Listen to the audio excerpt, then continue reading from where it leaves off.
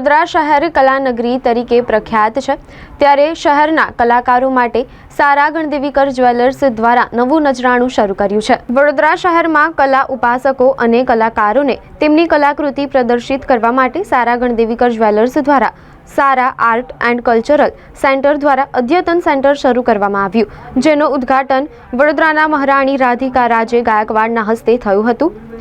વડોદરા શહેરમાં કલા અને સંસ્કૃતિના સંવર્ધન માટે એક મંચ પૂરું પાડવા આર્ટ ગેલેરી શરૂ કરી છે, જ્યાં કલાકારો કળાની પ્રસ્તુતિ કરી શકે। સારા ગણદેવીકર જ્વેલર્સ શહેરની મધ્યમાં દાંડિયા બજાર વિસ્તારમાં સારા આર્ટ એન્ડ કલ્ચરલ સેન્ટરની શરૂઆત કરી છે। વડોદરાના મહારાણી રાધિકા રાજે ગાયકવાડના હસ્તે પૂજન અર્ચન કરીને આર્ટ ગેલેરીનો પ્રારંભ કરવામાં આવ્યો છે। આ પ્રસંગે ગણદેવી પરિવારના સભ્યો, શહેરના કલાકારો ઉપસ્થિત રહ્યા હતા। ભારતનાટ્યમ નૃત્યના કલાકારો દ્વારા નૃત્યની પ્રસ્તુતિ કરવામાં આવી હતી। બહુ શુભ અવસર છે। દીવ દિવાળીના દિવસે અમે આ એ કરે છે આર્ટ ગેલેરી। હું બધાઈ આપું છું ગણદેવીકર પરિવારને, અને જૂનું સંબંધ રહ્યું છે અમારા ગાયકવાડ પરિવારથી। આર્ટ અને કલ્ચરમાં ઘણી દિલચસ્પી દેખાડી છે। આશા રાખું છું કે આ ગેલેરી બહુ સારું કામ કરશે અને વડોદરાની સંસ્કૃતિને આગળ વધારશે। ખાસ કરીને વાત કરીએ, જ્યારે પણ હેરિટેજની વાત આવે છે ત્યારે રાજવી પરિવારનું તે સિનોનિમ તરીકે જોવામાં આવે છે, શું કહેશો? હેરિટેજ અને ગાયકવાડ પરિવારનો તો એક સિનોનિમસ છે, આપે છે કીધું છે, તો અમે બધા એમાં જ પરિવાર એમાં ડિવોટેડ છે કે હેરિટેજ જારી રહે વડોદરા શહેરમાં।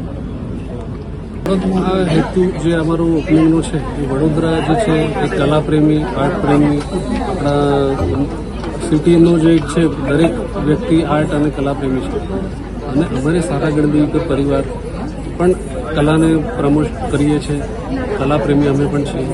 તો વડોદરાના સેન્ટરમાં આ સરસ સેન્ટરનું નિર્માણ કરેલું છે કે જ્યાં પરફોર્મિંગ, ફાઇન આર્ટ્સ, દરેક પ્રકારના આર્ટના આર્ટિસ્ટ લોકો એમના એક્ઝિબિશન્સ, એમના વર્કશોપ્સ કરી શકે, તેમજ મ્યુઝિકલ પ્રોગ્રામ્સ થાય, બેઠક થાય, અને આગળ જતાં એક ફાઉન્ડેશનનું નિર્માણ અમે કરીશું કે જ્યાં નવો આર્ટિસ્ટ જે છે કે જેને એક સારું સ્ટેજ મળે, એક પ્લેટફોર્મ મળે, તો એની માટેનો પણ અમારો આ પ્રયત્ન રહેવાનો છે આ કલ્ચરલ સેન્ટરમાં। નિઃશુલ્ક રહેશે કે પછી કોઈ ચાર્જીસ લેવામાં આવશે? આ નિઃશુલ્ક નહીં રહે, ચાર્જીસ લેશું અમે, પણ બહુ જ નોમિનલ ચાર્જીસ, કારણ કે અમારો હેતુ એ પ્રોફિટેબલ નથી।